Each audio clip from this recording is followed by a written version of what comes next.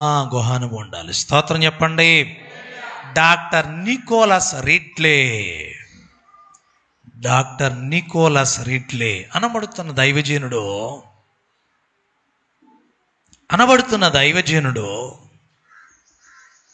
దేవుని కోసం గట్టిగా మాట్లాడాడని, కొండ పగలగొట్టినట్లుగా మాట్లాడాడని, ప్రార్థనకు ప్రాధాన్యత ఇస్తున్నాడని ఆ రోజుల్లో ఉన్న మతాధికారులు,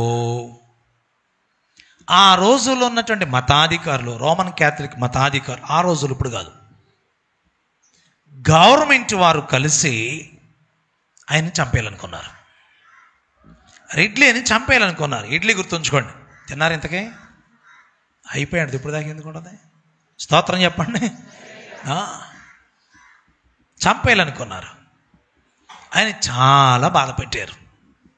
ప్రార్థించటం మాంటల్లా, హింసించారు. ప్రార్థించటం మాంటల్లా, చాలా హింసలు పెట్టారు, అవమానపరిచారు. ప్రార్థించటం మాంటల్లా.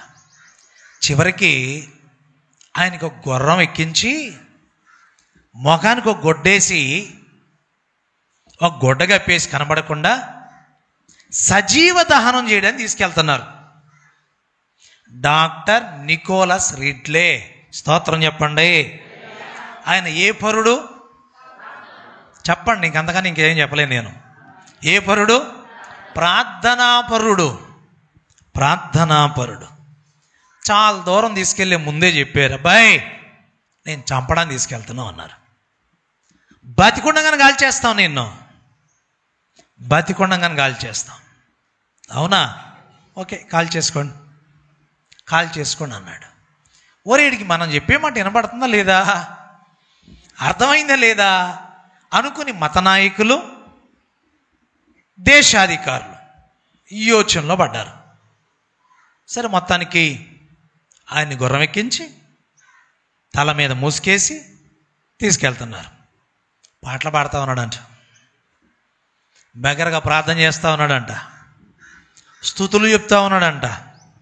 ముఖంలో భయం కనపడతలేదంట, పెదవుల్లో భయం కనపడతలేదంట, కళ్ళల్లో భయం కనపడతలేదంట, ప్రయాణంలో భయం కనపడతలేదంట. చాలా సంతోషంగా ఉన్నాడంట. స్తోత్రం చెప్పండి. పెళ్లి పెట్టుకున్నప్పుడు ఎంత సంతోషంగా ఉంటామో మనం, పెళ్లి పీటల మీదకి వెళ్ళినప్పుడు అంత భయంగా ఉంటాం. స్తోత్రం చెప్పరే. కొంతమంది ప్రమాణాలు ఎట్ట చేస్తారు మీకు తెలుసుగా, పెళ్ళిలో వచ్చేటప్పుడు ఎట్ట ఉంటారో తెలుసుగా మీకు, ఎంత కంగారు అయిపోతారో తెలుసుగా మీకు. నిజం నిజం. కానీ ఏదన్నా లోన్ వచ్చినప్పుడు, మంచి పదార్థాలు వండినప్పుడు, మంచి స్థలానికి స్నేహితులు వెళ్తున్నప్పుడు ఎలా ఉంటాం? చాలా సంతోషంగా ఉంటాం, భయం ఉండదు అప్పుడు. స్తోత్రం చెప్పరే. అంత సంతోషంగా ఉన్నాడంట రిడ్లే.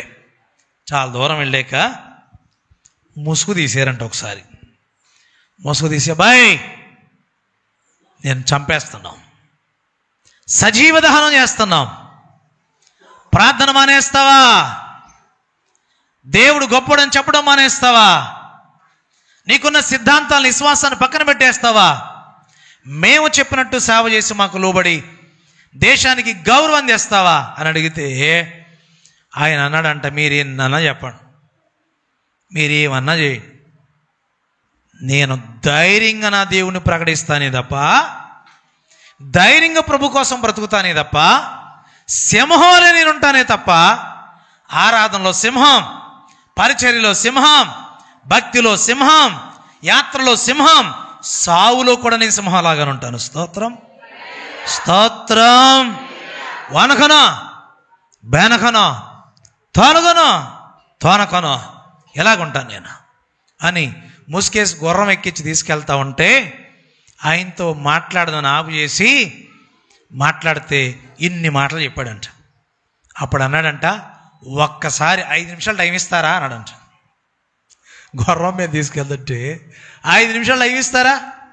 నేను గుర్రం మీద చేయడం కాదు ప్రార్థన, మోకాళ్ళు వేసి ప్రార్థన చేయాలి. స్తోత్రం చెప్పరా కొంచెం బిగ్గరగా.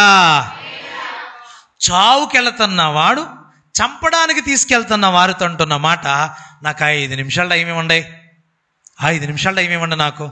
గుర్రాన్ని ఆపేసి నా వైపు చూడండి అందరూ, అందరు నా వైపు చూడండి. గుర్రాన్ని ఆఫ్ చేసి ముసుకేసుకున్నాడుగా, ముసుకొకసారి వెనక్కి తీసి పాటలు పాడుకుంటా గుర్రం చుట్టూ తిరుగుతున్నాడంట. ఏం చేస్తున్నాడు? పాటలు పాడుకుంటా సంతోషంగా గుర్రం చుట్టూ తిరుగుతున్నాడంట.